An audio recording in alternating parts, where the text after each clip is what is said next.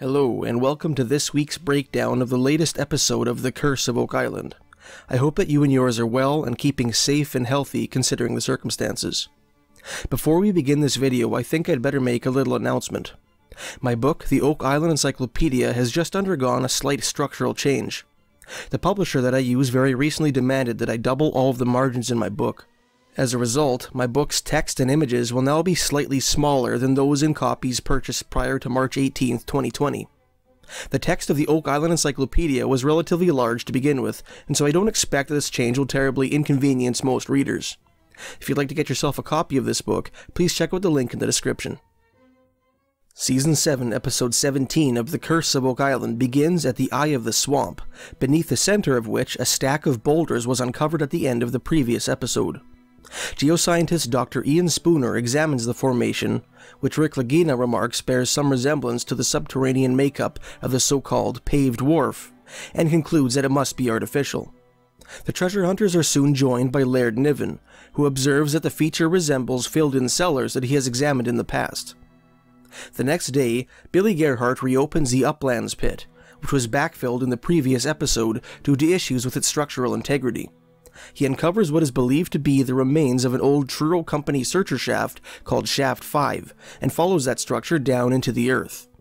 During the excavation, he brings up several large timbers, one of which bears an axe-hewn notch and a drilled hole which Terry Matheson remarks bears great resemblance to holes found in the U-shaped structure.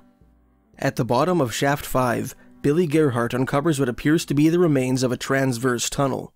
Immediately below this structure, he hits what he believes to be a boulder. In order to verify the nature of the structure and the obstruction beneath, a camera is attached to the excavator bucket and lowered into the hole. The feature proves to be a large indentation in the side of the pit, surrounded by planks running in all directions, apparently having been torn from their original positions by the excavator. Lodged in the middle of the cavity are what appear to be several large boulders. Several treasure hunters express their opinion that the feature is indeed the remains of a tunnel, perhaps the Smith's Cove flood tunnel, and agree that they ought to submit the timber they extracted from it for dendrochronological testing. Near the beginning of the episode, Laird Niven and conservator Kelly Barassa work on the archaeological trenches around the foundations of the McGinnis family cabin, which were initiated back in Season 7, Episode 15. While excavating one of the areas of interest indicated by the GPR scan conducted in Season 7, Episode 5, Laird discovers the remains of a stone wall, which old photographs indicate might be the foundation of a shed. Later on, the archaeologist discovers evidence of a trap door in the cellar of the main cabin, as well as a decorated bone handle of a knife in the cellar area, which he dates to the latter half of the 18th century. The narrator informs us that Laird will be unable to excavate more of the cabin's foundations without first acquiring another permit from the Nova Scotian government.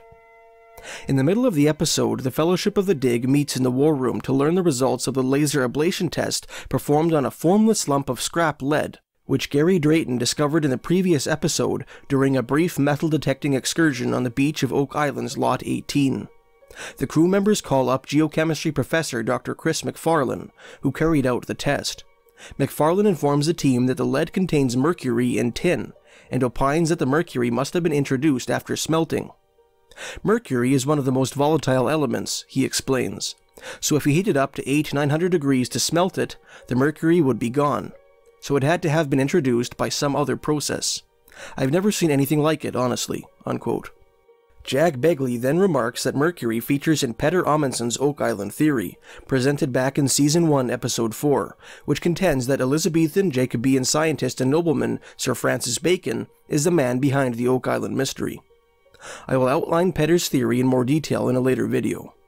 Jack Begley explains that in his 1626 book Silva Silvarum, Sir Francis Bacon described a preservation technique in which the object to be preserved is dipped in mercury.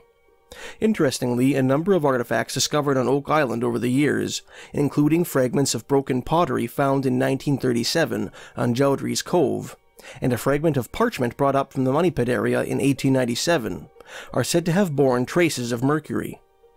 After Jack's exposition, Dr. McFarlane, in response to a question from Doug Crowell, states that the artifact's isotopic signature suggests that the lead was mined in the Greek mainland, the Aegean Islands, Cyprus, or Turkey.